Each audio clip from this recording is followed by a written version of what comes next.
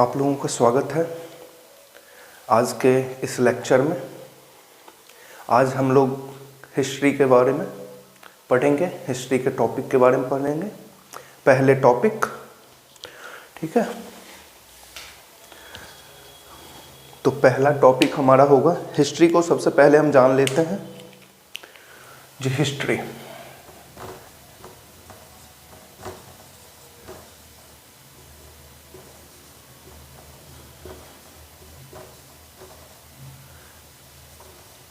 इतिहास के बारे में हम पहले जान लेते हैं कि ये शब्द कहाँ से आया है। तो हिस्ट्री शब्द कहाँ से आया है?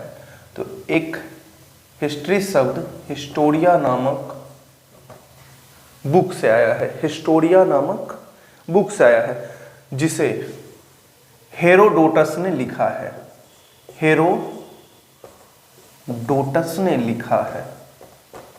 ग्रीक विद्वान हुए हैं हेरोडोटस, उन्होंने एक बुक लिखी हिस्टोरिया,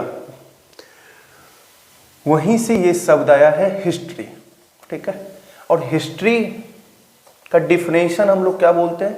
अतीत से वर्तमान के बीच में जो संवाद हुआ है उसी को हम लोग इतिहास बोलते हैं। तो कन्वर्सेशन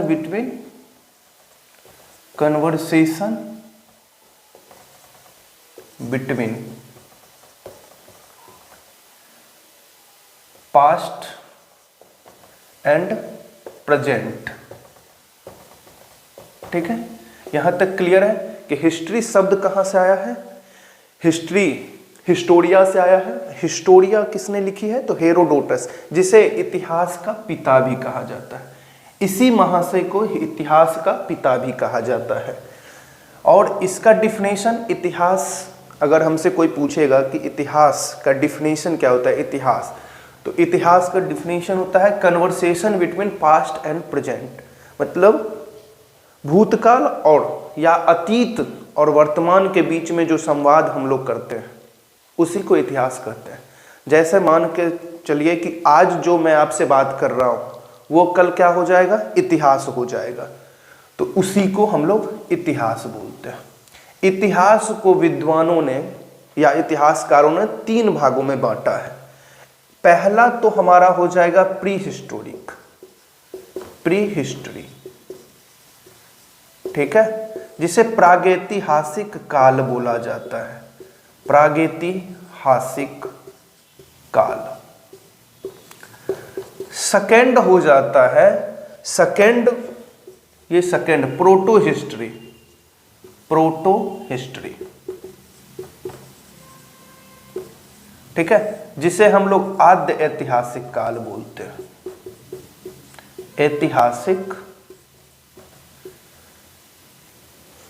आद्य ऐतिहासिक काल बोलते हैं। और तीसरा जो पार्ट होता है वो होता है हिस्टोरिकल, ठीक है, जिसे हम लोग ऐतिहासिक काल बोलते हैं।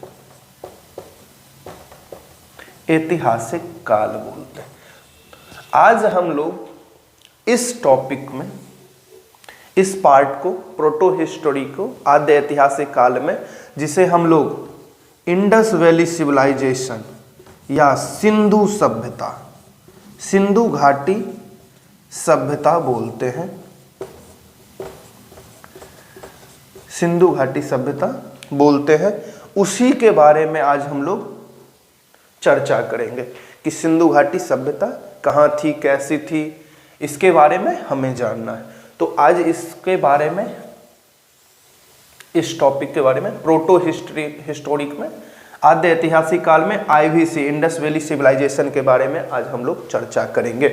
तो इंडस वैली सिविलाइजेशन, सबसे पहला जो टॉपिक हमारा होगा IVC इंडस वैली सिविलाइजेशन। तो अब हम लोग यहाँ पे चलेंगे कि IVC क्या है, कहाँ से आई है, कहाँ पे है आजकल, वो किस अवस्था में है, कब खोजा गया, किसने खोजा, ठीक है।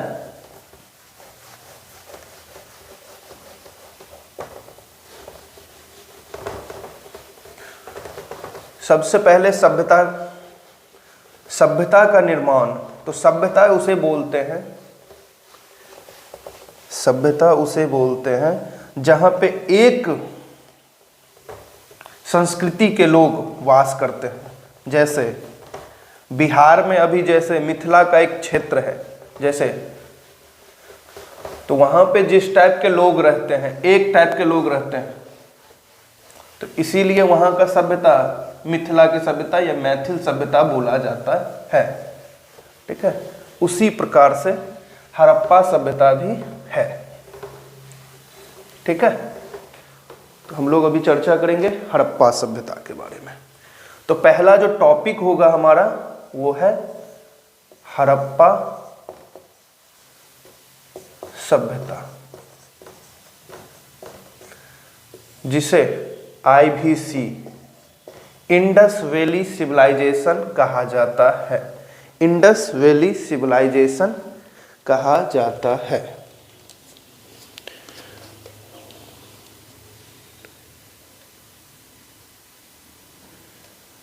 हम लोग इंडस वैली सिविलाइजेशन आज जानेंगे। ठीक है, देखिए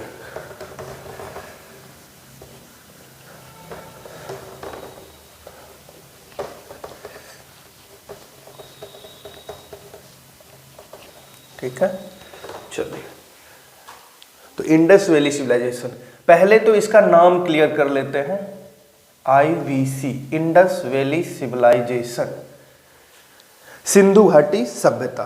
कोई भी सभ्यता किसी भी नदी के किनारे ही पनपती है, वैसे ही ये भी सभ्यता सिंधु घाटी के किनारे ही पनपी। पहले इतिहासकारों ने सिंधु घाटी सभ्यता इसका नाम दिया, किंतु बाद में जब हमें उस नदी के अलावे कहीं और भी ये घाटी का साक्ष्य मिलने लगा, सिंधु घाटी सभ्यता के बारे में हमें और भी जगह से जानकारी प्राप्त होने लगी। जैसे प्रवरा नदी, जिसे गोदावरी नदी हम लोग बोलते हैं, या ये जो है यूपी में हिंडन नदी के पास से मिलने लगा, सुतका गंडोर, फिर हमें मोहनजोदारो, ये सब जब मिलने लगा तो इतिहासकारों ने एक जगह को, इस नाम में एक जगह को कंफर्म करने का सोचा। तो इस इंडस वैली सिविलाइजेशन को ही प्रथम नगरीय क्रांति भी कहा जाता है। प्रथम नगरीय क्रांति, प्रथम नगरीय क्रांति, फर्स्ट अर्बन सिविलाइजेशन। इसी सभ्यता को फर्स्ट अर्बन सिविलाइजेशन भी कहा जाता है। इसका याद रखिएगा, जो कौन सी सभ्यता, विश्व में प्रथम कौन सी सभ्यता थी जो अर्बन थी, तो हड़प्पा सभ्यता, जिसे गार्डन चाइल्ड नाम के, गार्डन चाइल्ड नामक व्यक्ति ने इस सभ्यता का नाम प्रथम नगरीय क्रांति बोला था। ठीक है, इसका दूसरा नाम हो जाएगा हड़प्पा, इंडस वैली सिविलाइजेशन का हड़प्पा सभ्यता। हड़प्पा सभ्यता क्यों?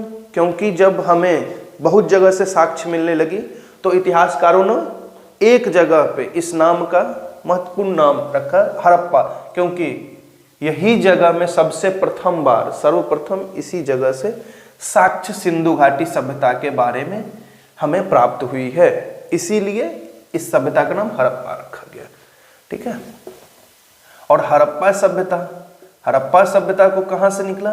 तो देखिए, एक चार्ल्स मैसन नाम के व्यक्ति हुए हैं, चार्ल्स मैसन, ये अंग्रेज व्यक्ति हुए हैं, चार्ल्स मैसन ने खोजा है। हड़प्पा को 1826 ईस्वी में चार्ल्स मैसन के नामक व्यक्ति ने प्रथम बार देखा था, जो अपने बुक में लिखा था कि यहाँ पे जो लोग निवास कर रहे थे, यहाँ के नागरिक खुदाई, जब अपना मकान बनवा रहे थे तो वहां से जब खुदाई कर रहे थे तो वहां का ईंट प्राप्त हुआ, तो उसी से अपना घर बना रहे थे। तो इसीलिए चार्ल्स मैसन ने कहा कि हमने देखा है 1826 में हड़प्पा। ठीक है, मगर ये खुदाई कब हुई? तो हड़प्पा की खुदाई 1921 में राय बहादुर दयाराम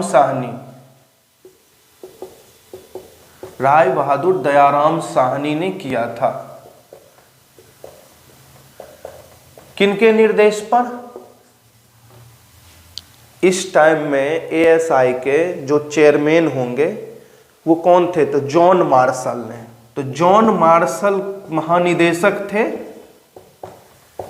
ASI के, ठीक है, ASI के जॉन मार्शल महानिदेशक थे। उन्होंने ही इनको अपॉइंट किया हड़प्पा की खुदाई करने के लिए। तो अब ASI का नाम, तो इसका नाम तो जानते हो, आर्कोलॉजिकल सर्वे ऑफ इंडिया। इसके फाउंडर का नाम होगा,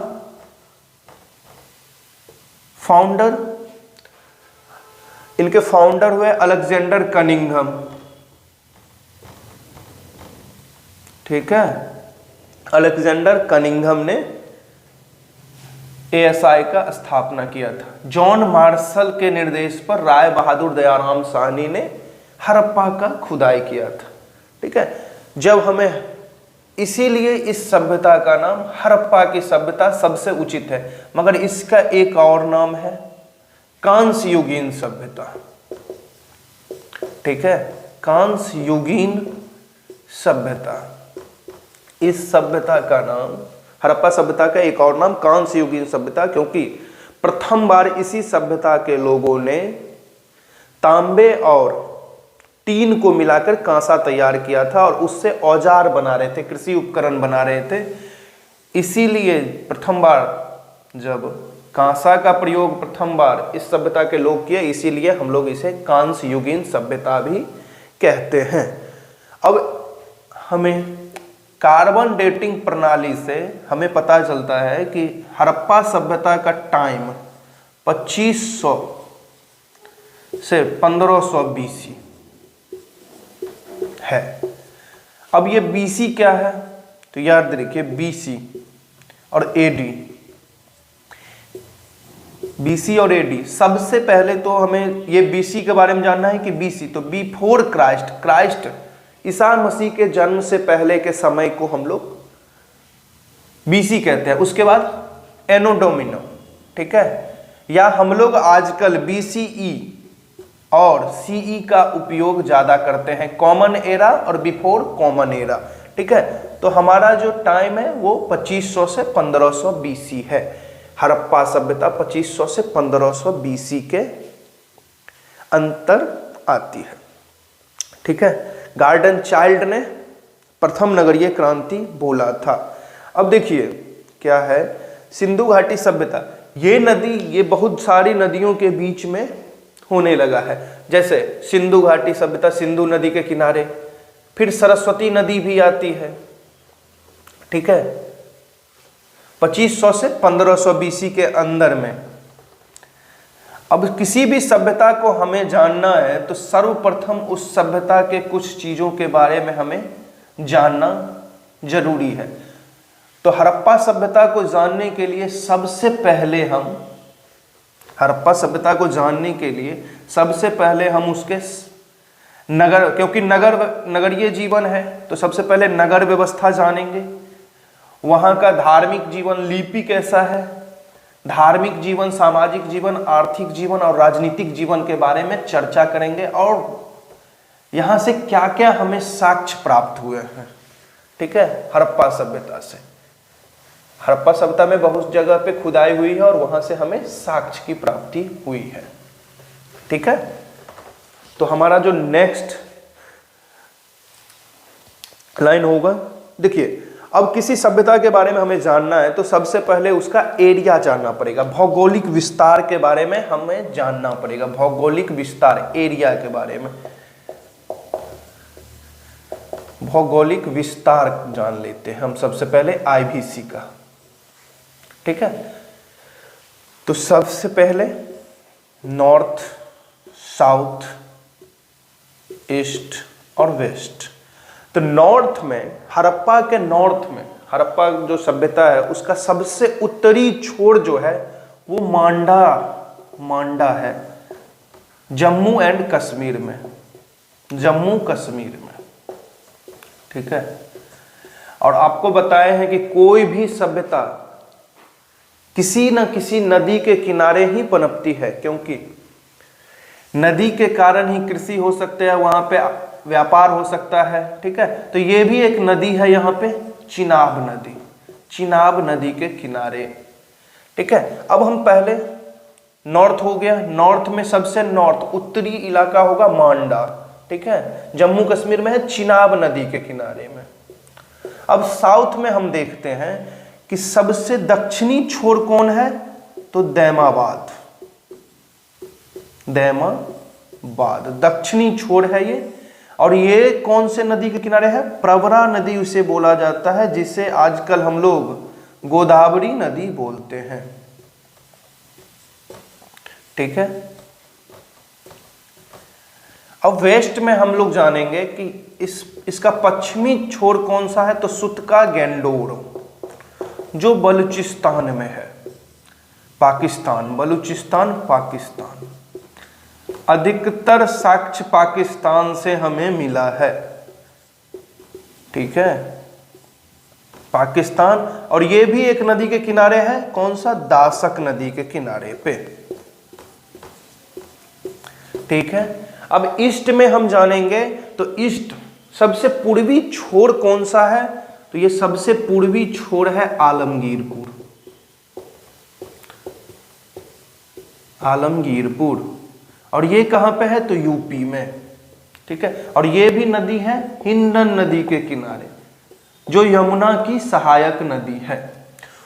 तो अब कोई भी सिंधु घाटी सभ्यता का भौगोलिक विस्तार के बारे में हम जान गए हैं कि मांडा नॉर्थ में, साउथ में दैमाबाद, ईस्ट में आलमगीरपुर और वेस्ट में सुतका गैंडोर। अब देखिए, सबसे पहले हम ये जान लेते हैं north to south. North to south कितने किलोमीटर में ये फैला हुआ था, तो नॉर्थ टू साउथ 1100 किलोमीटर में, 1100 किलोमीटर इसका डिस्टेंस नॉर्थ मांडा से दैमाबाद का। ठीक है, और वेस्ट टू ईस्ट 1600 किलोमीटर, तो नॉर्थ टू साउथ 1100 किलोमीटर और वेस्ट टू ईस्ट 1600 किलोमीटर। ठीक है, अब हमें इसका एरिया हमें पता चल चुका है कि नॉर्थ में क्या है, साउथ में क्या है, और वेस्ट में क्या है, और ईस्ट में क्या है, हड़प्पा का। ठीक है, भौगोलिक विस्तार हमें पता चल चुका है। ठीक है, अब हम लोग इसके बारे में आगे पढ़ेंगे। देखिए, कोई भी नदी के किनारे भी ही होगा सभ्यता या जगह हड़प्पा का। ठीक है, तो इस चार का हो गया। अब नेक्स्ट हम लोग क्या जानेंगे, भौगोलिक विस्तार जब हो गया है उसके बाद हम लोग जानेंगे कि हड़प्पा के नगरीय जीवन कैसा था, क्योंकि हमें जो भी वहां से जानकारी प्राप्त हुआ है वो हम सब एज्यूम कर रहे हैं, कोई भी हमें फैक्ट नहीं मिला है, क्योंकि उस टाइम का लिपि हम लोग अभी तक पढ़ नहीं पाए हैं। ठीक है, उस टाइम के लिपि को, हड़प्पा काल के लिपि को हम लोग पढ़ नहीं पाए हैं। ठीक है, क्योंकि वो लिपि अलग टाइप की लिपि है। ठीक है, अब देखिए नेक्स्ट जो हमारा है हड़प्पा काल में हमें जानना है,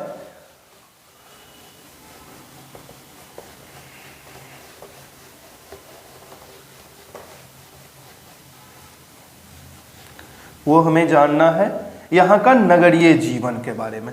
अब नगरीय जीवन के बारे में हम जानेंगे कुछ। ठीक है, तो नगर जीवन के बारे में हम जानेंगे, नगर योजना, नगर योजना। ठीक है, सबसे अगर कभी क्वेश्चन पूछे कि हड़प्पा काल में वहां का आकार कैसा था, तो हड़प्पा का आकार या सिंधु घाटी सभ्यता का आकार त्रिभुजाकार था, ट्रायंगुलर। ठीक है, त्रिभुजाकार था। ठीक है, अब नगर योजना में हम सबसे पहले जानेंगे कि यहाँ का जीवन कैसा था और क्या था, यहाँ पे विशेषता क्या था जो इसे प्रथम नगरीय योजना बोला गया है। तो इसको सबसे पहले हम लोग जानेंगे कि इसको प्रथम नगरीय योजना क्यों बोला गया है। तो याद रखिएगा, इसका विशेषता है, ठीक है, कि ये पर्यावरण, देखिए यहाँ का जो नगर है हड़प्पा सभ्यता का, ये पर्यावरण के अनुकूल है, पर्यावरण के अनुकूल है। सबसे पहले पर्यावरण के अनुकूल, ठीक है, और नालियों का ठीक है। ड्रेनेज सिस्टम, जल निकास पद्धति, जल प्लस जल निकास प्रणाली यहां का बेहतर, ठीक है। देखिए जल निकास प्रणाली तो इसलिए भी आपको याद रखना है क्योंकि अभी कुछ दिनों पहले या कुछ महीनों पहले पाकिस्तान में बाढ़ आई थी, ठीक है, बाढ़ आई थी और वहां पे पूरा पाकिस्तान बाढ़ में डूब गया था, किंतु यहाँ का हड़प्पा काल का जो मोहनजोदारो है वहां का आज भी ड्रेनेज सिस्टम काम कर रहा था, ठीक है। तो हमें इसके बारे में जानना है, ठीक है, कि कैसा यहाँ का नगर निकास प्रणाली था। तो ये हमें जानना है, पर्यावरण के अनुकूल था और जल निकास प्रणाली है, ठीक है। उसके बाद देखिए यहाँ जब नगर है तो यहाँ पे नगर है, जैसे पटना एक शहर है या दिल्ली एक शहर है तो सड़कें होंगी, तो सड़कें हैं तो सड़कें जो हैं यहाँ पे किसी भी शहर का सर्वप्रथम काम क्या होता है, वहां पे सड़क होना चाहिए, जैसे ट्रांसपोर्टेशन हो तो सड़कें तो एक दूसरे को समकोण काटती है, एक दूसरे को समकोण काटती है, समकोण। या आपको याद रखना है ये तो कि ये जालीय पद्धति पर निर्मित है, जालीय पद्धति या ग्रिड सिस्टम इसे बोला जाता है, ठीक है। ग्रिड सिस्टम एक दूसरे को 90 डिग्री के एंगल पर काटती है सड़कें। अब सड़क के किनारे ये अभी भी किसी भी शहर में जाओ तो सड़क के किनारे में नाली होती है, तो यहाँ पे भी सड़क के किनारे में ही नाली या होती थी, सड़क के किनारे में, सड़क के किनारे, ठीक है। अब नालियां हो रही है तो वो नाली किस काम के लिए थी, तो देखिए ये जो नालियां थी, जैसे नगर है तो घर भी होगा, भवन भी होगा, तो उससे जो अपशिष्ट पानी, जो निकला हुआ पानी है, गंदा पानी, वो इस नाली होते हुए मुख्य नाली में पहुंच जाता था। तो इस नाली का, सड़क के किनारे के नालों का काम था कि भवनों से निकला हुआ गंदा पानी को मुख्य नाली में पहुंचा देना, ठीक है। चलिए, नालियां होती थी, सड़क। अब हम लोग सड़क के बारे में जब जान गए हैं तो अब यहाँ के नगर के बारे में, यहाँ के भवन के बारे में। तो देखिए नगर हमेशा, यहाँ का नगर जो है दो भागों में विभाजित था, नगर दो भागों में विभाजित, नगर दो भागों में विभाजित था। एक तो शासक वर्ग के लिए और एक श्रमिक वर्ग के लिए, व्यापारी वर्ग के लिए, ठीक है। एक शासक वर्ग और शासक वर्ग जो छोटा होगा, ठीक है, मगर टीले पर होगा, टीले पर होगा और दुर्गीकृत होगा। दुर्गीकृत तो सभी हैं मगर टीले पर होगा। और ये एक होगा व्यापारी श्रमिक लोगों के लिए, ठीक है, श्रमिक वर्ग के लिए। ये आकार में इससे बड़ा होगा, ये आकार में इससे बड़ा होगा, शासक वर्ग से बड़ा होगा इस जगह का। और दुर्गीकृत तो नगर होंगे ही, दुर्गीकृत, ठीक है। आवास बड़े भी होंगे, शासक वर्ग के आवास क्षेत्र में जो बड़े हैं, ठीक है। शिल्पकार का, इसमें व्यापारी होंगे, श्रमिक होंगे, शिल्पकार होंगे, कारीगर होंगे, जो काम करने वाले होंगे। श्रमिक मतलब काम करने वाले, ठीक है। अशासक वर्ग, उसमें पुरोहित रहते होंगे, ठीक है। हड़प्पा जो है ना यहाँ पे, अब यहाँ पे जब हम जान गए हैं कि दो वर्गों में विभाजित है, दो भागों में विभाजित है नगर, ठीक है, शासक वर्ग और व्यापारी वर्ग। अब नेक्स्ट में हम लोगों को जानना है कि देखिए सबसे पहले और क्या होगा, तो भवन निर्माण के लिए यहाँ पे आवास बड़े बड़े होंगे, ठीक है। और ये आवास जो होगा वो पक्की ईंटों से बना होगा, पक्की ईंटों से बना होगा, ठीक है। आवास में अभी हम लोग देखते हैं कि घर रोड के किनारे घर बना हुआ है तो रोड के सामने में गेट खुल रहा है, मगर हड़प्पा काल में रोड के बैक साइड में, मतलब सड़क जो है उसके बैक साइड में यहाँ का मुख्य द्वार, घर का जो मुख्य द्वार होता था वो बैक साइड में, और खिड़कियां भी बैक साइड में होती थी, ठीक है। और यहाँ पर आवास जो था वो बड़े बड़े होते थे। इस आवास में ही एक तो किचन होगा, हर आवास में 2 मकान, एक किचन, एक आंगन और एक वॉशरूम जरूर होगी, जिसका जल निकास इस नाली में जाएगा, और ये नाली मुख्य नाली से मिला होगा, ठीक है। तो नगर के बारे में हमें ये पता चल गया कि 2 वर्गों में विभाजित है, ठीक है। और कुआं भी होगा क्योंकि पानी तो वहीं से आ रहा है अंततः, ठीक है। अब देखिए क्या है किलेबंदी इसलिए देखिए दुर्गीकृत जो है ना, जैसे हम लोग आज भी जब हमारा घर बनता है तो बाउंड्री कराते हैं ना, तो ये लोग भी अपने घर को बाउंड्री करा रहे थे, दुर्गीकृत कर रहे थे। अब ये दुर्गीकृत क्यों कर रहे होंगे, तो आज भी हम लोग पशु से, चोर डकैत गुंडे से बचने के लिए करवाते हैं, ठीक है, बाउंड्री। उस टाइम के लोग भी इसी के लिए कर रहे थे, पशु दस्युओं से बचाने के लिए, चोर डाकू से बचाने के लिए अपने घर को दुर्गीकृत। तो घर को दुर्गीकृत नहीं करवाते थे, पूरे क्षेत्र को ही दुर्गीकृत करवा दिया जाता था, ठीक है। अब देखिए यहाँ पे आवास, यहाँ पे क्या है कि यहाँ पे हमें एक मोहनजोदड़ो से एक हमें स्नानागार मिला, विशाल स्नानागार। तो हमें हो सकता है कि वहाँ का लोग धार्मिक जीवन में भी बिलीव करते होंगे, ठीक है। तो यहाँ तक कोई अब प्रॉब्लम, नगर योजना तो समझ में आ गया, ठीक है। चोर लुटेरों से बचाने के लिए दुर्गीकृत किया जाता था, ठीक है। अब कोई इसमें तो प्रॉब्लम नहीं होना चाहिए, ठीक है।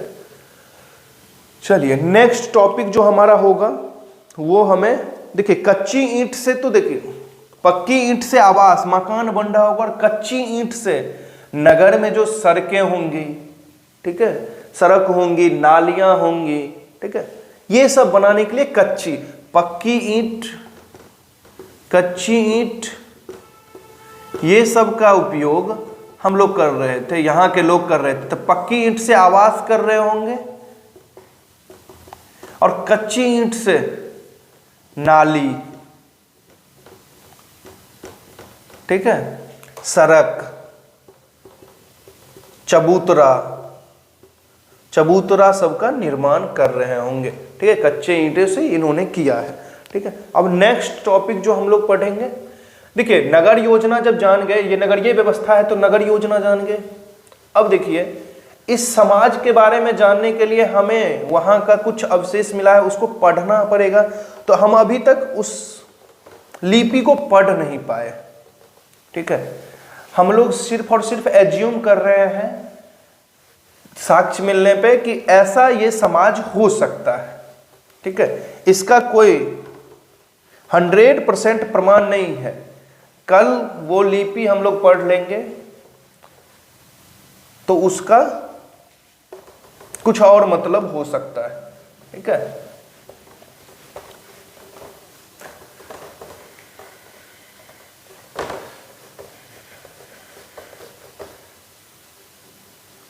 ठीक है,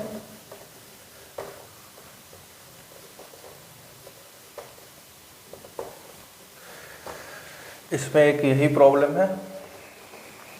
चलिए अब नेक्स्ट जो है ना वो लिपि है। जैसे अभी हम लोग देवनागरी लिपि पढ़ते हैं, देवनागरी लिपि, वैसे ही इस टाइम में भी लिपि था जिसमें ये लोग, तो याद रखिएगा इस टाइम के लिपि को अभी तक हम लोग पढ़ नहीं पाए हैं। इस टाइम के लिपि को हम लोग अभी तक पढ़ नहीं पाए हैं। और इस लिपि का सबसे पुराना जो है ना, सबसे पहले हमें सबसे पुराना लिपि 1853 ईस्वी में हमें प्राप्त हुआ था।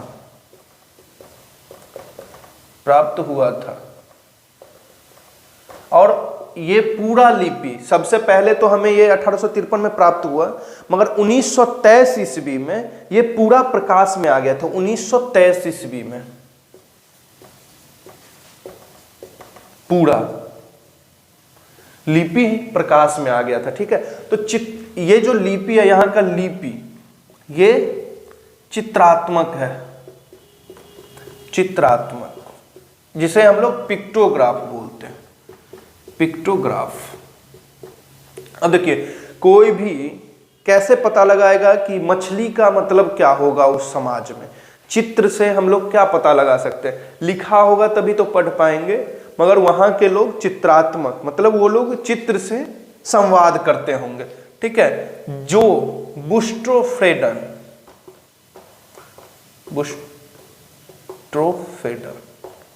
यही जो है ना, यही पद्धति है। ठीक है, चित्रात्मक। तो कोई भी क्वेश्चन पूछे कि यहाँ का लिपि क्या है, हड़प्पा सभ्यता में कौन से लिपि, तो चित्रात्मक पिक्टोग्राफी। ठीक है, और हमें याद रखना है कि इसमें हमें यू और मछली, यू प्लस मछली,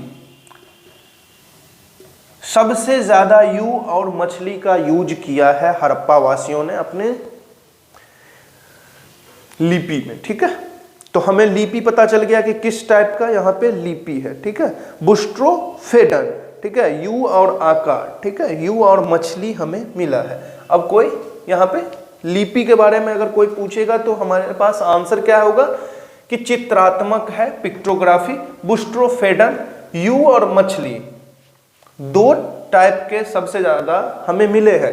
ये सबसे पहले प्रकाश में कब आया? 1853 में, और पूरा कब आ गया प्रकाश में? 1923 में। ठीक है,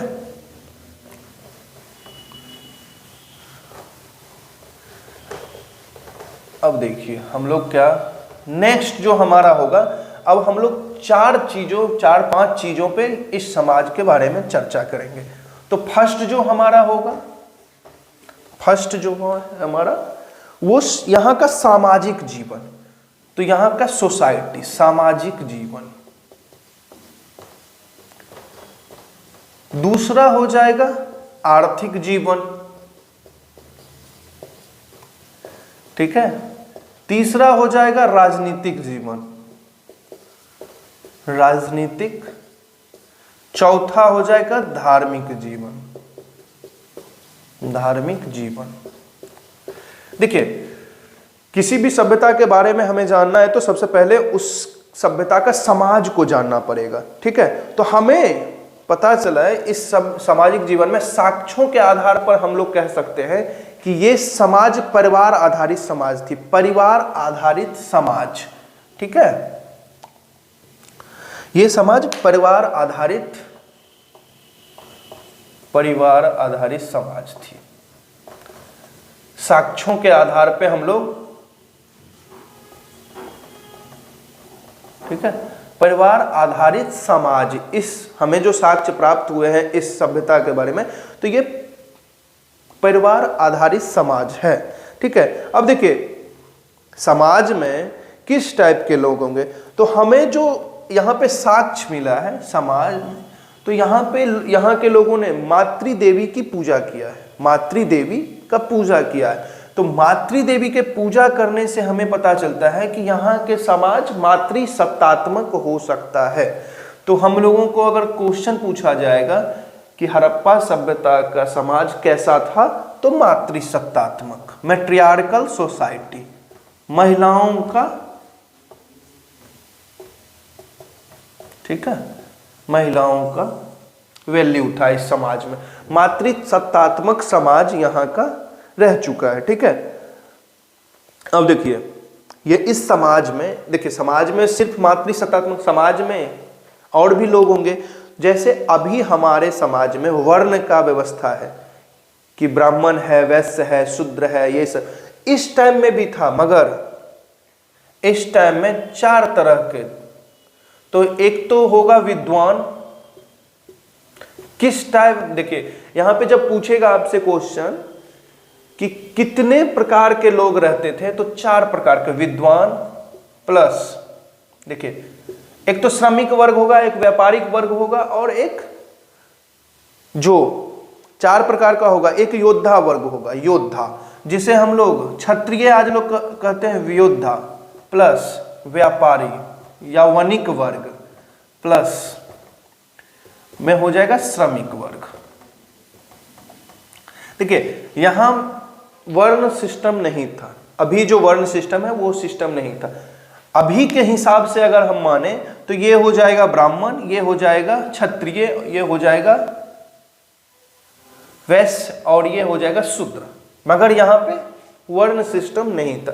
तो हमें अगर कोई पूछेगा या क्वेश्चन पूछेगा कितने तरह के लोग रह रहे थे, तो 4 तरह के लोग रह रहे थे, विद्वान, योद्धा, व्यापारी और श्रमिक।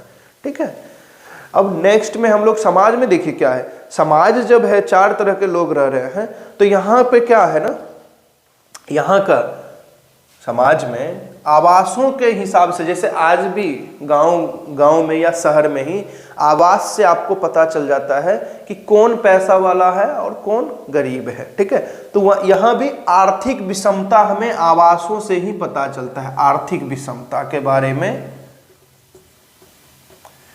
कि कौन पैसा वाला है और कौन गरीब है। ठीक है, और यहाँ पे समाज में जब लोग रह रहे हैं मातृसत्तात्मक है, तो हमें यहाँ से प्राप्त साक्ष्यों से पता चला है कि यहाँ के लोग सौंदर्य प्रसाधन या साज सज्जा पर भी विशेष ध्यान देते थे, साज सज्जा पर भी विशेष ध्यान देते थे। यहाँ के लोग साज सज्जा पर विशेष ध्यान देते थे। अब हम ये नहीं कह सकते थे कि यहाँ कह सकते हैं कि सिर्फ और सिर्फ महिलाएं ही श्रृंगार करती होंगी, क्योंकि हमें ये नहीं पता चला है। हमें ये मानना है कि यहाँ के पुरुष भी श्रृंगार करते होंगे, यहाँ के पुरुष भी काजल लगाते होंगे। ठीक है, विशेष ध्यान, पुरुष भी इस समाज का श्रृंगार पर ध्यान देता था। ठीक है, पुरुष और महिला साज सज्जा पर ध्यान देते थे। अब देखिए, जैसे चन्नू दरो एक जगह है या कालीबंगन है, कालीबंगन से चूड़ी मिली है, चन्नू दरो से लिपस्टिक मिली है, कंघा मिला है, तो इससे हमें पता चल जाता है कि साज सज्जा पर ये लोग विशेष ध्यान देते होंगे, श्रृंगार अपने मन से करते होंगे। ठीक है, अब नेक्स्ट में देखिए, यहाँ का समाज, जैसे समाज है अभी, तो क्या खाते होंगे, तो यहाँ पे समाज में ना शाकाहारी और मांसाहारी दोनों सब लोग, जैसे अभी हम लोगों को है ना, जिसको वेजिटेरियन रहना है, जिसको नॉन वेजिटेरियन रहना है, वैसे ही यहाँ पे भी शाकाहारी और मांसाहारी, एक तरह से लोकतंत्रात्मक व्यवस्था था, जिसको जो खाना है खाइए, कोई आपको कुछ नहीं बोलेगा। ठीक है, अब देखिए यहां तक तो ठीक है, खाने पे आ गया। अब ये लोग, यहाँ के लोग मनोरंजन के लिए, मनोरंजन खेल कूद भी करते होंगे, तो पासा और चौसर खेलते थे। पासा और चौसर मतलब शतरंज और ताश वाश खेलते होंगे। यहाँ के हमें जैसे साक्ष्य से पता चला है कि मनोरंजन के लिए पासा और चौसर खेलते थे। ठीक है, अब देखिए समाज है, तो समाज में कोई भी इंसान जब इतना करेगा, उसके बाद उसका अंत भी आएगा। तो सामाजिक जीवन में वो जब मृत्यु, हमें साक्ष्यों से पता चला है कि मृत्यु के बाद 3 तरह के अंत्येष्टि होता था। अंत्येष्टि जो हम लोग धार्मिक जीवन में इसके बारे में जानेंगे, 3 प्रकार के। ठीक है, समाज में अंत्येष्टि 3 प्रकार के, एक तो आंशिक, एक पूर्णतः, एक समाधान। ठीक है, 3 तरह के, हिंदू, मुस्लिम और पारसी विधि से। ठीक है, 3 प्रकार के, मगर हमें याद रखना है 3 तरह के ये होता था। अब देखिए, ये समाज व्यापारी वर्गों के लिए ज्यादा था।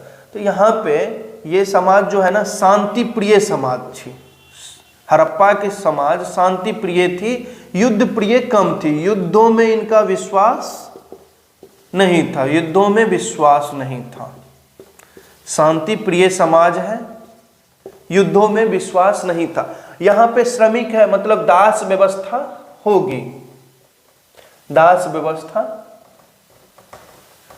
व्यापारी वर्ग का वैल्यू ज्यादा होगा, व्यापारी वर्ग का वैल्यू ज्यादा होगा। कोई भी सभ्यता में जब वो सभ्यता युद्ध प्रिय कम है और शांति प्रिय ज्यादा है, तो इसका कम होगा और इसका ज्यादा होगा। व्यापारी का, व्यापार का, ठीक है। अश्रमिक, दास व्यवस्था, यहाँ के समाज में दास व्यवस्था व्याप्त थी, ठीक है।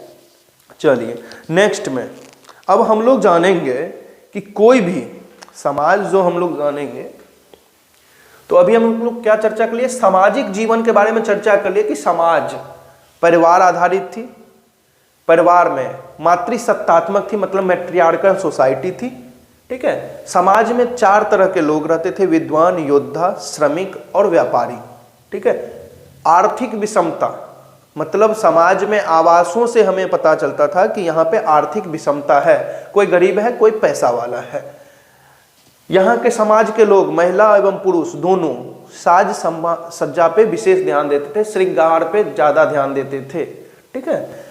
यहाँ के लोग क्या खाते थे, तो शाकाहारी और मांसाहारी दोनों। मनोरंजन, यहाँ के लोग खेल कूद में भी विशेष ध्यान देते थे, पासा और चौसर के लिए, ठीक है। यहाँ के लोग अंत्येष्टि 3 प्रकार से करते थे, ठीक है। और यहाँ के लोग शांति प्रिय थे, युद्धों में इनका विश्वास कम था, ठीक है। जैसे जो भी समाज होगा वो शांति प्रिय होगा तो वो युद्ध नहीं करेगा, तो उनका समाज व्यापार के तरफ ज्यादा झुका होगा, ठीक है।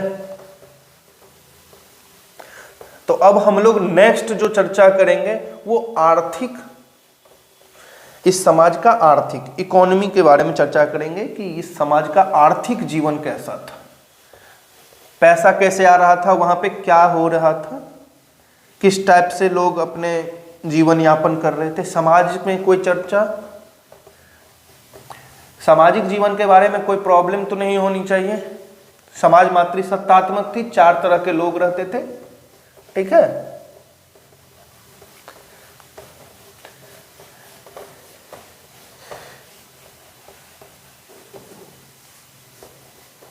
चलिए अब आर्थिक जीवन में हम लोग बात करेंगे कि देखिए, सबसे पहले याद रखिए, जब आर्थिक जीवन, अभी हम लोगों ने क्या बात किया था कि यहाँ के समाज के लोग, यहाँ समाज के लोग, हड़प्पा समाज के लोग युद्ध प्रिय कम थे और शांति प्रिय जीवन व्यतीत करते थे। तो यहाँ के लोग व्यापार पे ज्यादा ध्यान देते होंगे, ठीक है। व्यापार ज्यादा ध्यान देते होंगे, मतलब व्यापारियों का बोलबाला होगा इस समाज में, ठीक है।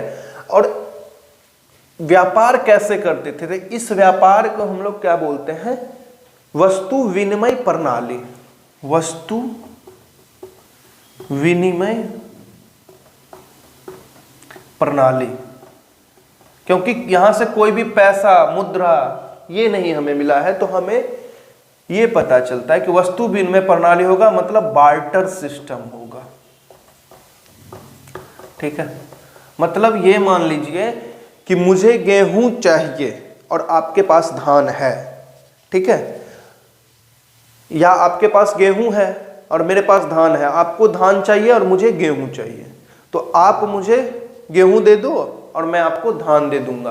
तो इससे क्या हो जाएगा, दोनों का काम हो गया और पैसा की जरूरत नहीं पड़ी। इसी को बार्टर सिस्टम बोला गया है, बार्टर सिस्टम, वस्तु विनिमय प्रणाली बोला गया है। तो यहाँ के समाज के लोग वस्तु विनिमय, व्यापार पर ज्यादा ध्यान देते थे।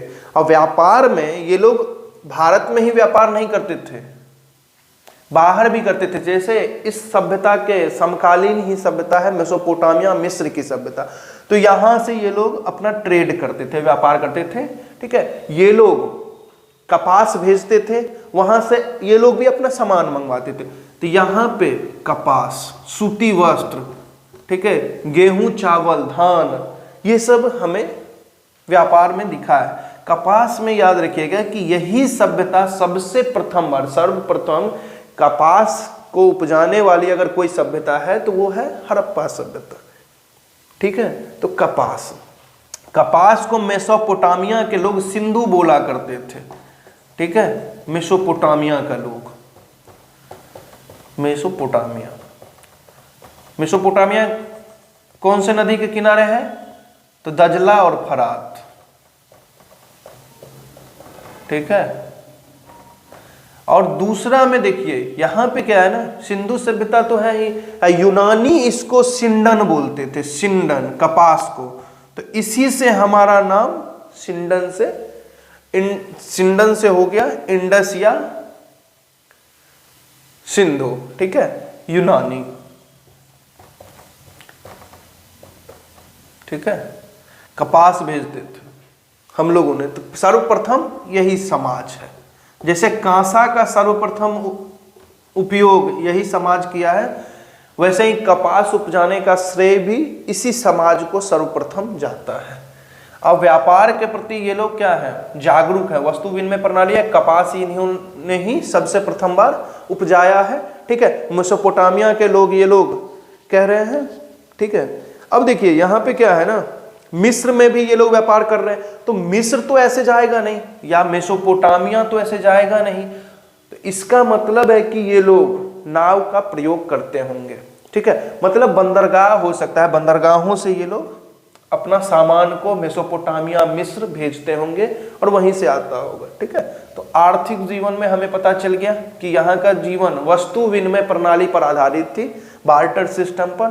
कपास को यही लोग सबसे पहले उपजाए थे, ठीक है, सर्वप्रथम।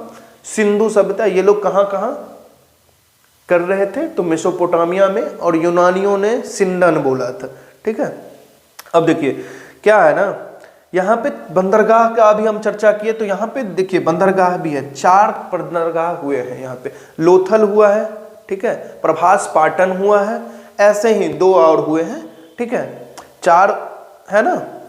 देखिए लोथल हुआ, सूरकोटदा, ठीक है, सूरकोटदा और रंगपुर और प्रभास पाटन, ये 4 बंदरगाह है। लोथल अपने गुजरात में है, यहाँ से पश्चिमी भागों में व्यापार होता था, ठीक है, वहीं से व्यापार होता था, और लोथल से हमें बहुत कुछ मिला है, ठीक है। तो वस्तु विनिमय प्रणाली, व्यापार के बारे में हमें पता चल चुका है कि कपास हम लोगों ने, हड़प्पा सभ्यता के लोगों ने सबसे प्रथम बार कपास का उपज किया था, ठीक है। उसके बाद देखिए क्या है ना, गेहूं, यहाँ का देखिए व्यापार तो कर रहे थे, तो हम क्या बोले, कृषि आधारित व्यापार भी था और कृषि भी था यहाँ पे।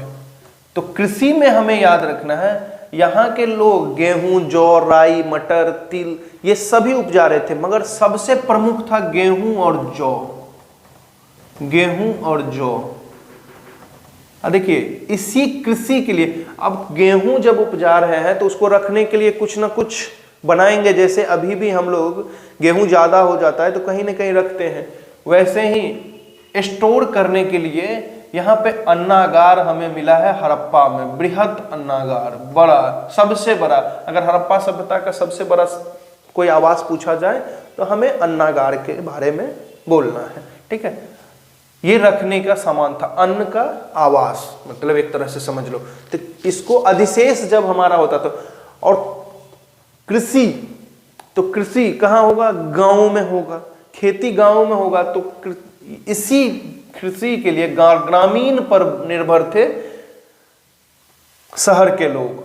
शहर के लोग ग्रामीण पर निर्भर थे, क्योंकि गेहूं, जौ, मटर, राई, तिल जो भी हो वो ये लोग एक्सपोर्ट करते थे शहर में, और शहर में तो व्यापारियों का था, तो यहाँ पे बार्टर सिस्टम चल रहा था, ठीक है। अब नेक्स्ट हमें क्या जानना है, देखिए ये तो हमें पता चल गया ना कि गेहूं, जौ, अन्नागार हड़प्पा में मिला है हमें सबसे बड़ा, ठीक है। तो कृषि में प्रमुख खाद्यान्न अगर कोई भी पूछेगा तो गेहूं, जौ, मगर परिचित था गेहूं, जौ, धान, मतलब चावल, तिल, राई, मटर, ये सभी से, केला भी यहाँ पे उपजता था, ठीक है, फल में। अब नेक्स्ट जो हमारा टॉपिक होगा, देखिए व्यापार जब हम लोग कर लिए, जब हमारे पास अधिशेष हो रहा है तभी हम अन्नागार कर रहे हैं, मतलब यहाँ का इकोनॉमी सरप्लस इकोनॉमी होगा। हड़प्पा सभ्यता में सरप्लस इकोनॉमी थी, अधिशेष बच रहा है, मतलब वहाँ के लोग खाने से ज़्यादा उपज कर रहे थे। ऐसा नहीं है कि खाने से कम उपज कर रहे थे, अगर खाने से कम उपज करते तो अन्नागार बनाते ही नहीं, ठीक है। और अन्नागार कभी भी होगा तो वो नदी के किनारे पर होगा। जैसे हमें वृहत अन्नागार मिला है वो हड़प्पा में मिला है, ठीक है। तो इसका मतलब है कि गांव से नदी के द्वारा वहां पे खाद्यान्न लाया जाता था और उसको पहले स्टोर किया जाता था और फिर वहीं से शहर में एक्सपोर्ट किया जाता था। मतलब वस्तु विनिमय प्रणाली का सर्वश्रेष्ठ उदाहरण हमें हड़प्पा से मिलता है, ठीक है। अब नेक्स्ट जो हमारा है वो राजनीतिक जीवन। अब राजनीतिक जीवन में देखिए क्या है कि जब समाज में युद्ध प्रिय कम है और शांति प्रिय ज्यादा है, व्यापार की तरफ ज्यादा आकर्षित है, तो समाज में व्यापारियों का प्रभुत्व है। तो व्यापारी आज भी राजनीति में नहीं पहुंचता है और यहाँ पे हमें कोई भी साक्ष्य नहीं मिला है कि यहाँ के लोग राजनीति में कोई इंटरेस्टेड थे, ठीक है। यहाँ का कोई आभास ही हमें नहीं मिला है कि यहाँ पे कोई ऑर्गेनाइजेशन, राजनीतिक ऑर्गेनाइजेशन होगा। तो यहाँ पे हमें समझ लेना है कि ये समाज लोकतंत्रात्मक समाज था, गणतंत्रात्मक, ठीक है। यहाँ का समाज गणतंत्रात्मक समाज था, लोकतंत्रात्मक समाज था। यहाँ का लोग व्यापार, वाणिज्य व्यापार पर ज्यादा ध्यान देते थे, वाणिज्य व्यापार पर ज्यादा ध्यान, वाणिज्य व्यापार पर ज्यादा ध्यान देते थे, ठीक है। तो राजनीतिक में हमें समझ आ गया कि लोकतंत्रात्मक समाज है, वाणिज्य व्यापार पर ज्यादा ध्यान देते थे, राजनीतिक संगठन का कोई अस्तित्व नहीं था, ठीक है। या देखिए मोहनजोदाड़ो में तो आया है कि लोकतंत्रात्मक है, मगर हड़प्पा के बारे में बोला जाता है कि ये लोग धार्मिक जीवन पे ज्यादा, धर्म पे ज्यादा डिपेंड करते थे, ठीक है। चलिए वाणिज्य व्यापार हो गया। तो यहाँ पे राजनीति में हमें सीधा बोल देना है कि कोई यहाँ पे संगठन हमें नहीं मिला है, इसीलिए यहाँ पे कोई साक्ष्य नहीं मिला है कि यहाँ के लोग राजनीति में इंटरेस्टेड थे। मतलब अब नेक्स्ट में हमें धार्मिक जीवन के बारे में जानना है, धर्म के बारे में। तो यहाँ पे याद रखिएगा कि ये लोग, यहाँ का जो सैंधव प्रदेश है ना, सिंधु प्रदेश, धार्मिक जीवन में हमें याद रखना है कि यहाँ के लोग मानव, वृक्ष, पेड़ पौधे सभी का पूजा करते थे, ठीक है। मानव, वृक्ष, पौधे, मतलब प्रकृति पूजा में ज्यादा ध्यान देते होंगे। पशु, मानव, वृक्ष, पशु, पक्षी, तीनों सभी में विश्वास करते थे। मानव, पशु, वृक्ष, तीनों का पूजा करते थे, ठीक है। और देखिए क्या है, मानव और करते थे। यहाँ के लोग भूत और प्रेत में भी, देखिए धर्म, हमें यहाँ से साक्ष्य जो मिला है वहां जादू टोना, भूत प्रेत, जादू टोना, भूत प्रेत, ये लोग जादू टोना और भूत प्रेत में भी विश्वास करते थे, ठीक है। यहां से हमें बहुत ज्यादा मात्रा में ताबीज मिला है। तो ताबीज मिलने का संकेत है कि यहाँ के लोग जादू टोना और भूत प्रेतों में विश्वास करते होंगे, ठीक है।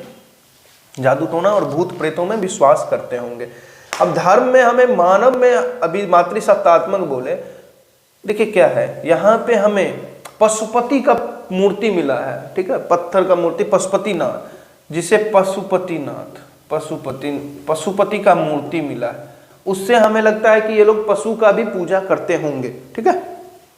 जादू टोना में तो विश्वास करते ही हैं, ठीक है।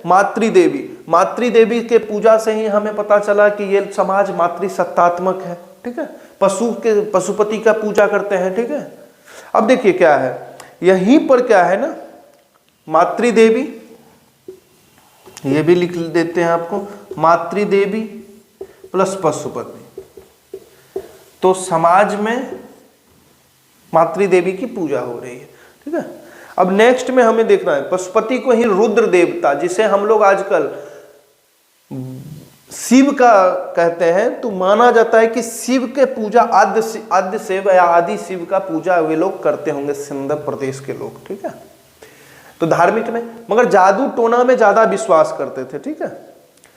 और जादू टोना में विश्वास, यहाँ पे एक हमें मोहनजोदड़ो में विशाल स्नानागार मिला है, वृहद स्नानागार, जिसका हम लोग सोच रहे हैं कि या कोई भी इससे अनुमान लगाया जा सकता है कि विशाल स्नानागार धार्मिक अनुष्ठानों के लिए होता होगा। यहाँ के लोग यज्ञ में विश्वास करते थे, यहाँ के लोग यज्ञ भी करते थे, ठीक है। अग्नि वेदिकाओं से हमें पता चला है कि यहाँ का समाज यज्ञ में विश्वास करता था, यज्ञ भी करते होंगे।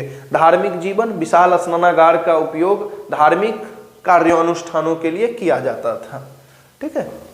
अब देखिए, समाज में धार्मिक जीवन पर जब हम चर्चा कर लिए हैं तो हमें अब किस पे चर्चा करना है? ये तो पता चल गया ना, वृक्ष, पशु, सांप, पशु में सांप आ जाएगा, वृक्ष आ जाएगा, कोई सभी चीज का ये लोग पूजा कर रहे थे, ठीक है। और अभी आपको बोले यज्ञ का भी पूजा, यज्ञ भी कर रहे थे, यज्ञ भी कर रहे थे। तो स्वास्तिक और सूर्य का चक्र का क्या मिला है? हमें साक्ष्य मिला है, इसीलिए हमें लगता है कि यज्ञ में ये लोग स्वास्तिक और चक्र, यज्ञ, ठीक है, यज्ञ में विश्वास करते थे। अब देखिए, धार्मिक जीवन हो गया आपका, यहां तक कोई प्रॉब्लम नहीं होनी चाहिए। धार्मिक जीवन, मानव और पशु पक्षी, मानव पशु पक्षी, वृक्ष, सांप, ये सब का पूजा करते थे। जादू टोना में यहाँ के लोग जादू टोना, भूत प्रेत में विश्वास करते थे। मातृदेवी और रुद्र देवता या पशुपति का पूजा करते थे।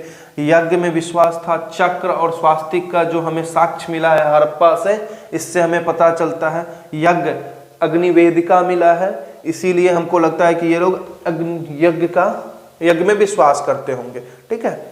अब देखिए, लिपि के बारे में हो ही गया है। अब हमें देखिए, कोई भी समाज इतना हो गया, मगर ये समाज जब इतना डेवलप था, साधारण लोगों द्वारा निर्मित असाधारण ये सभ्यता है। साधारण लोगों द्वारा निर्मित ये असाधारण सभ्यता है, ठीक है। इंडस सिविलाइजेशन, सिंधु सभ्यता। अब देखिए, ये पतन क्यों हो गया? ये इतना होने के बाद भी इस समाज का पतन क्यों हो गया? सबसे बड़ी बात है, तो पतन का अलग अलग अपना अपना अनुमान है, पतन का, ठीक है। इस समाज के पतन का अपना अपना अनुमान है। इसमें सबसे ज्यादा जो हम लोगों को फैक्ट लगता है, या इतिहासकारों ने जिसे फैक्ट माना है, वो है आर्यों का आक्रमण, ठीक है। आर्यों का आक्रमण, जिसे मार्टिमर व्हीलर ने कहा है। तो आर्यों का आक्रमण, आर्यों, और इसी के बाद आर्य सभ्यता के बारे में हमें जानने को मिलता है। आर्यों का आक्रमण होता है, फिर इसीलिए हम लोग भी उसे सही मानते हैं, क्योंकि अगला जो सभ्यता है वो आर्य सभ्यता, आर्यन, ठीक है, ऋग्वैदिक पीरियड वाला। तो आर्यों का आक्रमण। दूसरा में हम लोगों को लगता है कि यहाँ पे हो सकता है कि बाढ़ आ गया होगा, क्योंकि सभी जो सिटी है, जो जगह है, वो नदी के किनारे पर है। तो हो सकता है एकाएक बाढ़ आ गया होगा, तो इसके कारण ये सभ्यता नष्ट हुई होगी। तीसरा कारण हो सकता है कि यहाँ का जो है ना, नदी अपना बहाव मोड़ लिया होगा। तो उससे क्या हो गया होगा, वहाँ का जो सभ्यता का, जो सिंधु सभ्यता है, वहाँ का नदी अगर बहाव चेंज हो गया होगा या नदी खत्म हो गई होगी, तो वहाँ पे कृषि खत्म हो गई होगी, तो उससे भूखमरी आ जाएगी, ठीक है। तो यहाँ पे अब देखिए, या ये भी हो सकता है कि भूकंप आ गया होगा और सब कुछ खत्म हो गया होगा, ठीक है, प्लेट टेक्टोनिक भूकंप। अब देखिए, या चौथा कारण में ये भी बोला जाता है कि महामारी आ गया होगा। महामारी, जैसे अभी कुछ दिनों पहले, कुछ सालों पहले 2020 में अपने पूरे दुनिया में कोरोना आया था ना, तो बहुत लोगों की जानें गई। तो हो सकता है उस टाइम भी इसी टाइप का कोई महामारी आया होगा और बहुत लोगों का जान चला गया होगा, जिसके कारण महामारी। और एक है क्या कि एडमिनिस्ट्रेशन फेल्यूर हो गया होगा, प्रशासनिक शिथिलता आ गई होगी, तो ये भी प्रॉब्लम हो सकता है, ठीक है, प्रशासनिक शिथिलता।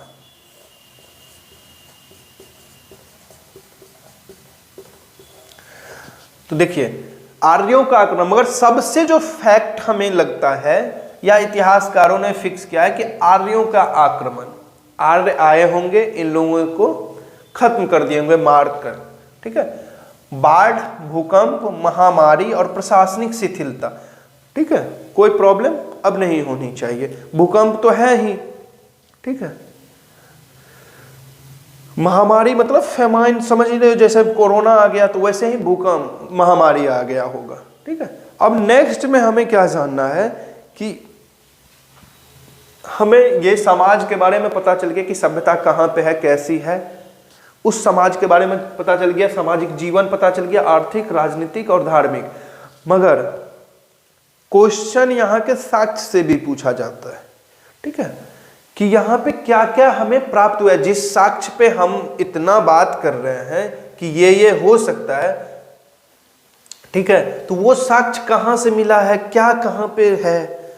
तो हम सबसे पहले जो बात करेंगे हड़प्पा सभ्यता में, तो हड़प्पा, क्योंकि सबसे पहले तो हड़प्पा ही मिला है, तो सबसे पहले हड़प्पा के बारे में ही हम लोग चर्चा कर लेते हैं, ठीक है। तो साक्ष्य में क्या क्या मिला है, कहाँ क्या मिला है, कैसे मिला है, ये हमें जानना है, ठीक है। प्रमुख स्थल कौन है, प्रमुख स्थल और साक्ष्य, इस सभ्यता का साक्ष्य और प्रमुख स्थल के बारे में हम लोग चर्चा करेंगे।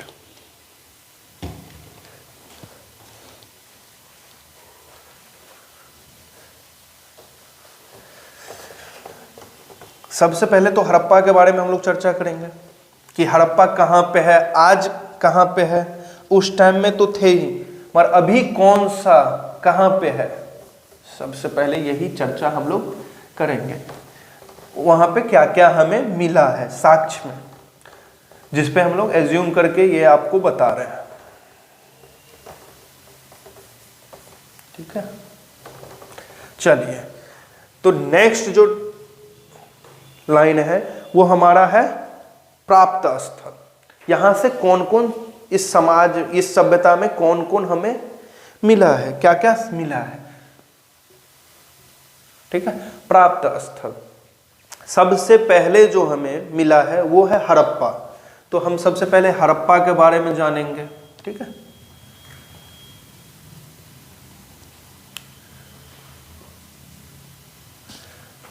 ये कुछ प्रॉब्लम हुआ है, इसमें यही प्रॉब्लम होता है। लिखो मिटाओ, फिर लिखो, फिर मिटाओ, ठीक है, कोई प्रॉब्लम नहीं है, सब ठीक है। चलिए, तो सबसे पहले हम हड़प्पा की बात करते हैं। तो हड़प्पा जो है आजकल, देखिए सबसे पहले मिला कहाँ पे, तो 1921 में राखाल दास बनर्जी ने इसका खोज किया, ठीक है। दयाराम साहनी तो है ही नहीं, दयाराम साहनी इसका खोज किया और राखाल दास बनर्जी ने मोहनजोदड़ो का खोज किया है, ठीक है। तो हमें सबसे पहले 1921 में हड़प्पा का खोज दयाराम साहनी ने किया है, जो आज के वर्तमान में पाकिस्तान के मोंटगोमरी जिले में है, ठीक है, मोंटगोमरी जिले में है।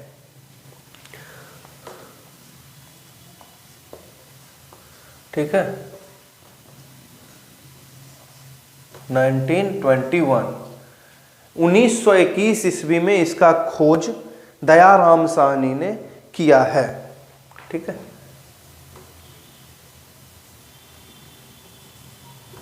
दयाराम साहनी ने किया है, 1921 में। चलिए, कहाँ पे है, तो पाकिस्तान में रावी नदी के किनारे है। रावी, कोई भी नदी के किनारे ही किसी भी सभ्यता का विकास होता है, रावी नदी के किनारे। और वो कौन से जिले में हड़प्पा भी है, तो मोंटगोमरी, ठीक है। चलिए, नेक्स्ट में हम लोग जानेंगे, देखिए पाकिस्तान लिख लीजिए यहां पे, ठीक है।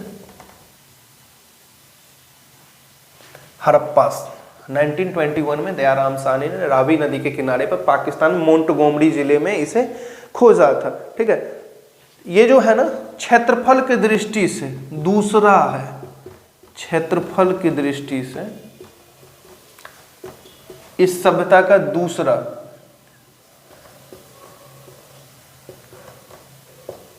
सबसे बड़ा स्तर। ठीक है, अब देखिए यहां तक कोई प्रॉब्लम नहीं।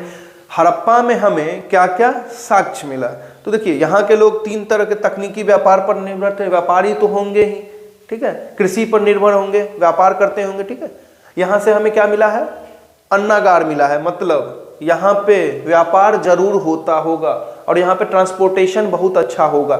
मतलब यहाँ साक्ष्य हमें क्या क्या मिला है हड़प्पा से, तो सबसे पहले हमें मिला है यहाँ पे साक्ष्य के रूप में, जिसे हमें याद रखना है, कब्र। ठीक है, कब्रिस्तान, जिसे हम लोगों ने नाम कब्रिस्तान, जिसे हम लोगों ने R37 नाम दिया है। यहीं पे कब्रिस्तान मिला है, R37 नाम का कब्रिस्तान हमें मिला है। ठीक है, अब देखिए यहां पे दूसरा हमें साक्ष्य मिला है सावधान पेटिका, मतलब सब को रखने वाला पेटी। सावधान पेटिका मतलब मृत्यु के बाद जो पेटी में रखा जाता है, ठीक है, सबको, वही। ठीक है, अब देखिए यहां पे हमें मिला है बैल, शंख का बना बैल, शंख का बना बैल। इससे हमें यह समझ आ रहा है, बैल मतलब समझ रहे हो, बैल किसके लिए काम आता है, कृषि के लिए भी काम आता है और यातायात के लिए भी काम आता है। ठीक है, तो बैल, इससे क्या होता होगा ना, कृषि भी काम हो रहा होगा और बैल से ट्रांसपोर्टेशन भी हो रहा है, वही अन्न को लाद के एक जगह से दूसरे जगह पे लाया जाता होगा। यहां से मिला है अन्नागार। ठीक है, अन्नागार मिला है हमें, कब्रिस्तान, सावधान पेटिका, शंख का बना बैल मिला है, अन्नागार मिला है। यहीं पे हमें उर्वरता की देवी मिली है, उर्वरता की देवी, उर्वरता की देवी मिली, जिसके पेट से एक मूर्ति मिला है, जिसके पेट से पौधा निकलते हुए दिखाया गया है, जिसे हम लोग उर्वरता की देवी नाम दिए हैं। पौधा पेट से निकलते हुए, कोई प्रॉब्लम नहीं होनी चाहिए। उर्वरता की देवी, पौधा पेट से निकलते हुए दिखाया गया है। ठीक है, अब देखिए अन्नागार है, मतलब अन्न यहां पे रखा जा रहा है, तो यहां पे हो सकता है कि कभी ना कभी तो कुछ ना कुछ तो अन्न गिरता होगा, तो यहीं पे हमें गेहूं और जौ का साक्ष्य मिला है।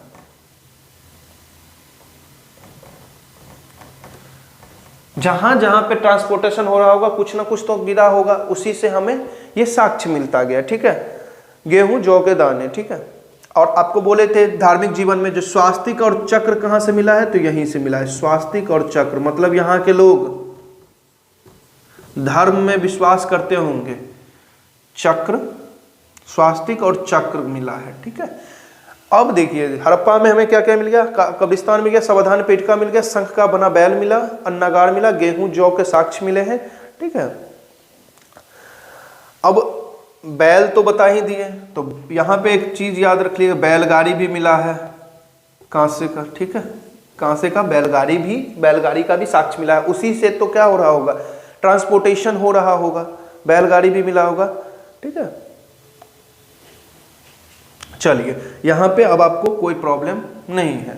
यह इतना मिला है, कब्रिस्तान, सावधान पेटिका।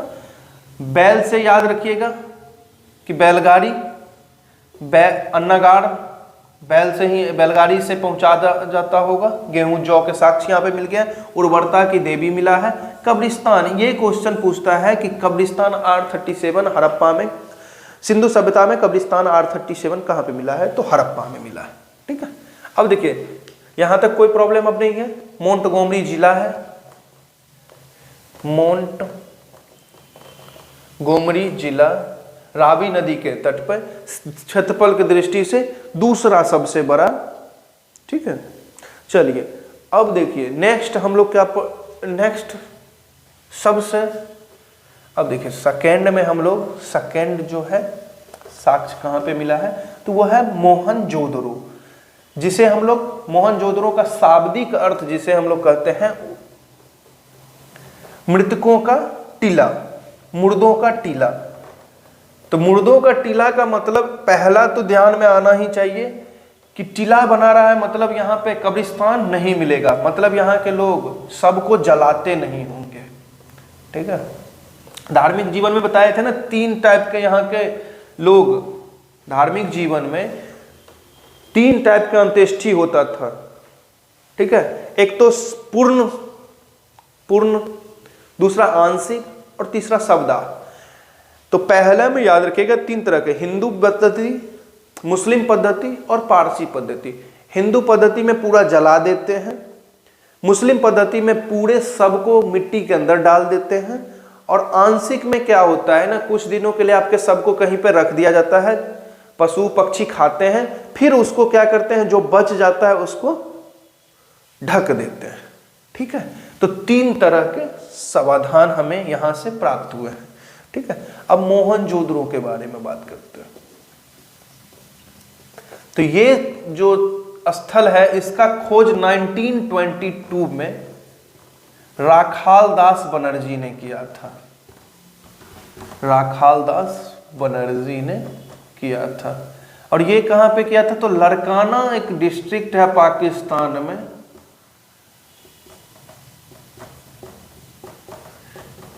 लड़काना डिस्ट्रिक्ट पाकिस्तान, और ये भी सिंधु नदी के किनारे पर। ठीक है, अब देखिए इसका मतलब हो गया मुर्दों का टीला। मोहनजोदड़ो का मतलब होता है मुर्दों का टीला। कोई इसका मतलब होता है मुर्दों का टीला, मतलब यहां पे, अब देखिए यहां पे याद रखिएगा यही जो है ना स्थल क्षेत्रफल की दृष्टि से सबसे बड़ा है, क्षेत्रफल में सबसे बड़ा। हड़प्पा सभ्यता क्षेत्रफल में, हड़प्पा सभ्यता के क्षेत्रफल में सबसे बड़ा जो स्थल है वो मोहनजोदड़ो है।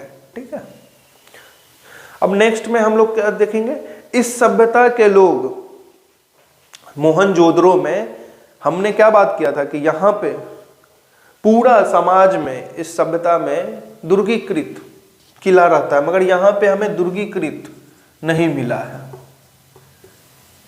ये शहर। ठीक है, यहाँ का समाज गणतंत्रात्मक था, गणतंत्रात्मक समाज, गणतंत्रात्मक। इसी से हमें पता, इसी से हम लोग क्या मानते हैं। अब देखिए यहाँ पे मुर्दों का टीला है, मतलब कब्र नहीं होगा, तो कब्रिस्तान का उल्लेख नहीं है, नहीं है, कोई प्रॉब्लम यहां तो नहीं होना चाहिए अब आपको। ठीक है, अब देखिए आपको क्या बोले थे, धार्मिक जीवन में लोग धर्म के प्रति यज्ञ कर रहे थे, तो यहां से हमें साक्ष्य में मिला है वृहत स्नानागार, स्नानागार। अब वृहत स्नानागार से आपको समझ आ गया होगा कि यहाँ के लोग धर्म में इंटरेस्टेड थे और इसका उपयोग धार्मिक अनुष्ठानों में स्नानों के लिए किया जाता होगा या यहाँ से पानी भरने के लिए किया जाता होगा। ठीक है, अब नेक्स्ट में हम लोग देखेंगे यहाँ पे क्या क्या मिला है। तो देखिए यहीं पे हमें मातृ देवी की मूर्ति मिली है, मातृ देवी की मूर्ति मिली है। तीसरा में हमें याद रखना है यहीं पर नर्तकी, कांस की नर्तकी मूर्ति मिली है, कांस की नर्तकी की मूर्ति जो नग्ना अवस्था में है। ठीक है, जो नग्ना अवस्था में है और सिर्फ उसके गले में एक माला है। ठीक है, मोतियों की माला है। तो कांस की मूर्ति मिली है, नग्न मूर्ति। यहीं पे हमें पुरोहित का भी मूर्ति मिला है। ठीक है, एक दाढ़ी वाला पुरोहित का मूर्ति मिला है, दाढ़ी वाला पुरोहित का मूर्ति मिला है। अब याद रखिएगा ये इस तरह से, इसी जगह से हमें लगता है कि यहाँ के लोग योग से भी परिचित होंगे। ठीक है, योग से भी परिचित होंगे क्योंकि योगी के टाइप का मूर्ति हमें यहाँ से मिला है। ठीक है, यहीं पे हमें मुद्रा पर पशुपतिनाथ का मूर्ति अंकित है, मुद्रा पर पशुपति नाथ का चित्र अंकित है। ठीक है, अब देखिए बृहत स्नानागार मिल गया है। यहां पे क्या क्या मिला है? सूती कपड़ा मिलेगा, हाथी का कपाल खंड मिलेगा। ठीक है, अब देखिए क्या है, सूती कपड़ा यहीं पे मिला है। ठीक है, हमें याद रखना है बृहत स्नानागार, मातृ देवी की मूर्ति, कांस की नर्तकी, दाढ़ी वाला पुरोहित और पशुपति नाथ का चित्र कहां से मिला है। ठीक है, अब नेक्स्ट में देखिए 2 हो गया ना, ये दोनों जो सबसे ज्यादा इंपॉर्टेंट है। अब तीसरे में हमें क्या जानना है? चन्नू दरो। चन्नू दरो जो है वो क्या है? वो भी पाकिस्तान में ही है। चन्नू दरो,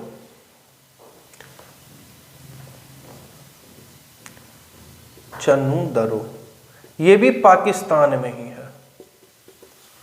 ठीक है, सबसे पहले तो हमें यहां पे क्या क्या मिला है, तो ये एकमात्र जो नगर है ना, ये एकमात्र नगर है जो दुर्गीकृत नहीं है। सबसे पहले हमें जानना है कि एकमात्र नगर जो दुर्गीकृत नहीं है। ठीक है, अब देखिए चन्नू दरो एकमात्र, सभी नगर दुर्गीकृत है मगर ये नगर दुर्गीकृत नहीं है। ठीक है, और यहीं पर वक्राकार ईंट मिला है। यहां पे सबसे बड़ा ईंट मिलेगा मोहनजोदड़ो में, और यहां पे वक्राकार ईंट मिला है। ठीक है, वक्राकार ईंट मिला है।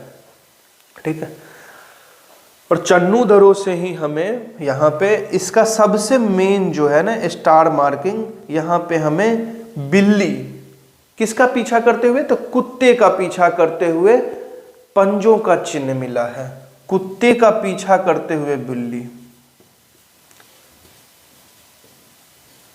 पीछा करते हुए बिल्ली के पंजों का चिन्ह मिला है। बिल्ली के पंजों का चिन्ह मिला है।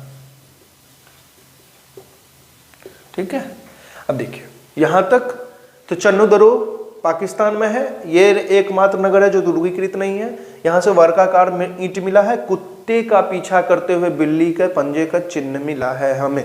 ठीक है, यहां तक हो गया। अब देखिए नेक्स्ट जो हमारा है ना वो लोथल है। लोथल के बारे में हम लोग जान लेंगे। ठीक है, तो लोथल में क्या क्या मिला है यही जानना है, ज्यादा अब नहीं करना है। लोथल में क्या क्या मिला है, लोथल कहां पे है? लोथल, धोलावीरा, राखी गढ़ी, ये सब है। ठीक है, मिला तो है मगर ये 3-4 जो है ना सबसे ज्यादा इंपॉर्टेंट है। हड़प्पा, मोहनजोदड़ो, लोथल, चन्नू दरो, कालीबंगन। ठीक है ना, चलिए तो अब लोथल के बारे में हम लोग जान लेते हैं।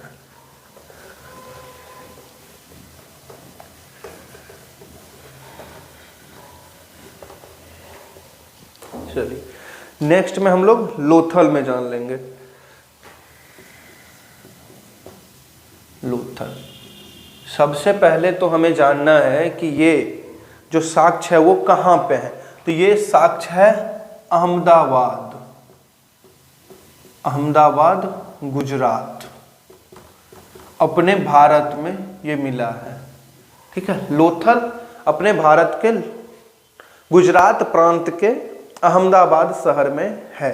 ठीक है, अब देखिए यहां पे आपको बोले थे ना व्यापार में हो रहा था, तो यहां पे प्रमुख बंदरगाह जो पश्चिमी भाग से बंदरगाह, ये एक प्रमुख बंदरगाह है जो पश्चिमी भागों से क्या कर रहा है? व्यापार करता था। पश्चिमी भाग मतलब ईस्ट से, मेसोपोटामिया हो या कोई भी हो, यह यहां से बंदरगाह का काम क्या है? जहां से बिजनेस हो सके। ठीक है,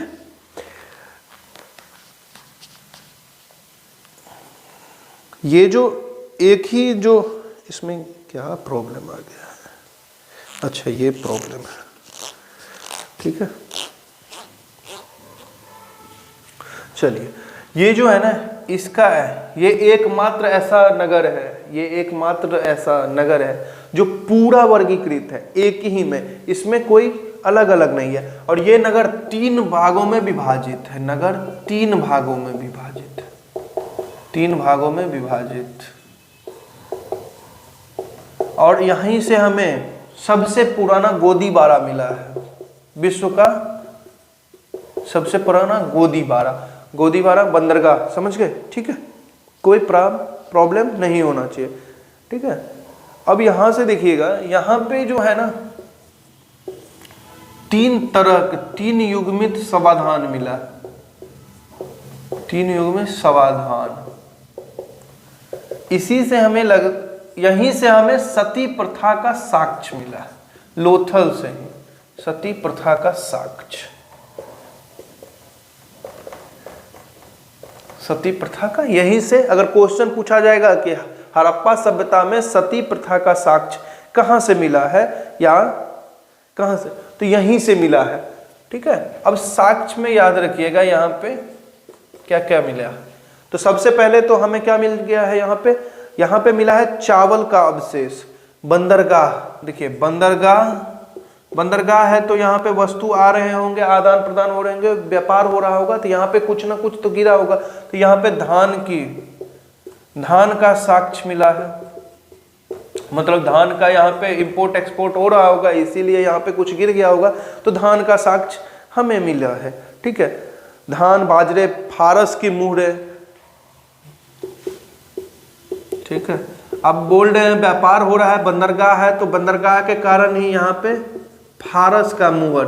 हो सकता है वहाँ के लोग यहाँ से जो धान या कपास मंगवाते होंगे यही बंदरगाह से जाता होगा, और वो लोग फारस का मुहर, अपना मुहर देते होंगे। ठीक है, पहले क्या होता था व्यापार में कि कोई भी सामान ले रहा है तो अपना मुहर लगा के भेजता था। ठीक है, तो फारस का मुहरा मिला है, बंदरगाह मिला है, धान का साक्ष्य मिला है। ठीक है, आपको ये बता ही दिए 3 युग्मित समाधान, जिससे सती प्रथा का साक्ष्य मिला है। ठीक है, यहीं से हमें अग्निवेदिका भी मिली है, अग्निवेदिका, अग्निवेदिका समझ आ गया, जिससे यज्ञ के सामने जो, ठीक है, तो इसी से हमें समझ आता है कि यहाँ पे यज्ञ हो रहा होगा। चलिए नेक्स्ट में हम लोग देखेंगे कालीबंगन।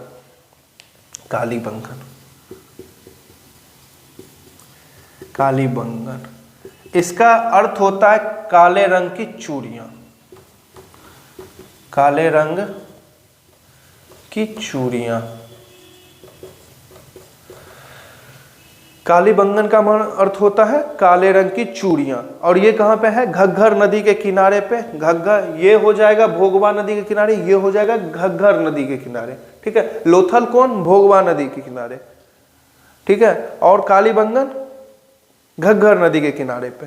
ठीक है, काले रंग की चूड़ियां।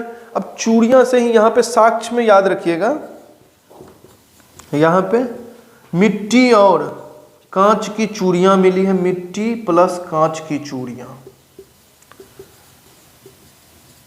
ठीक है, यहाँ पे 7 अग्निवेदिका मिला है, 7 वेदिका मिला है, अग्निवेदिका। ठीक है, 7 अग्निवेदिका, 7 अग्निवेदिका। ठीक है, यहाँ पे जूते हुए खेत के साक्ष्य मिले हैं, यहीं से हमें जूते हुए खेत के साक्ष्य। कांच और मिट्टी का चूड़ियां तो बता ही दिया। अग्निवेदिका 7 अग्निवेदिका मिला है, जूता हुआ खाद के साक्ष्य, खेत के साक्ष्य मिला है। ठीक है,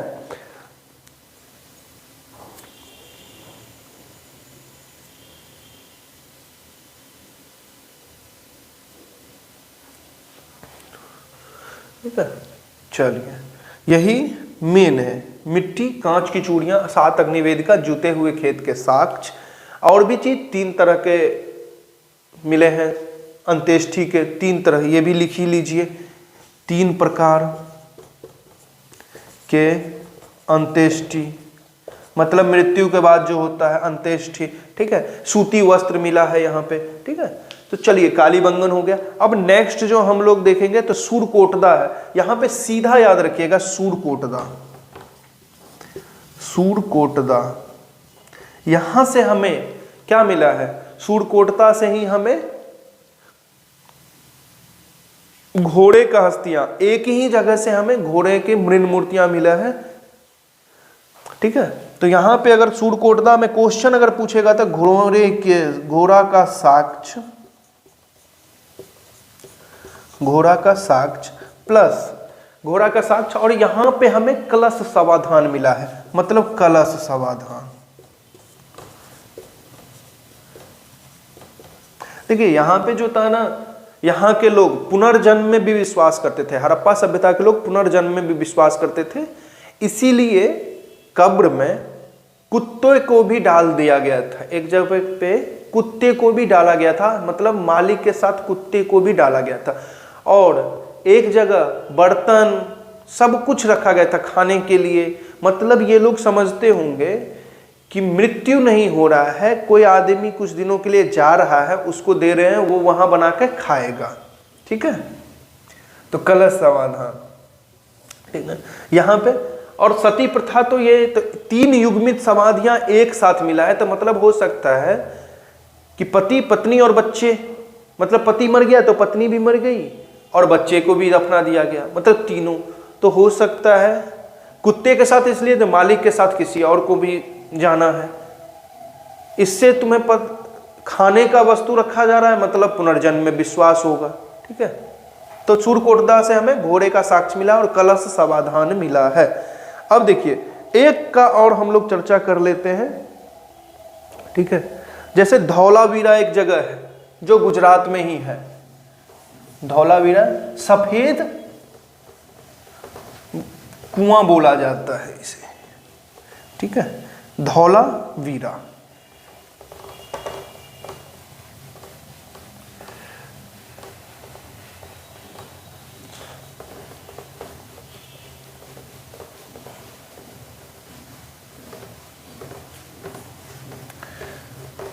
चलिए नेक्स्ट जो हमारा है वो धौलावीरा के हम लोग जान लेते हैं, धौलावीरा के बारे में।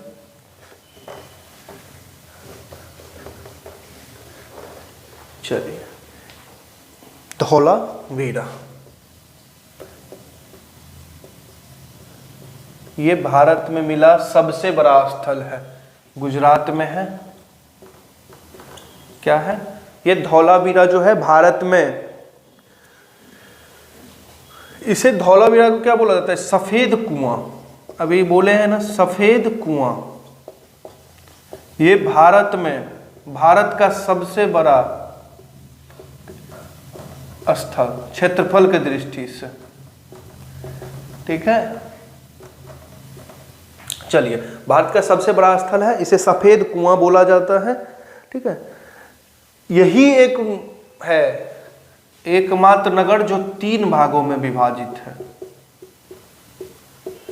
हो सकता है पीछे अगर बोला गया होगा तो वो नहीं होगा, ये होगा एकमात्र नगर जो 3 भागों में विभाजित,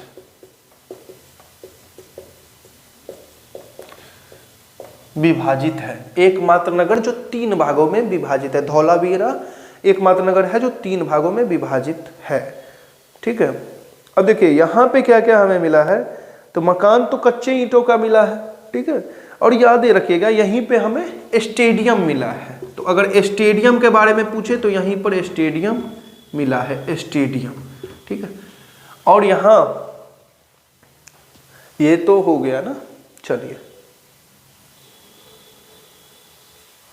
और यहाँ पे सिंधु लिपि के शिलालेख मिले हैं 10 अक्षरों के, 10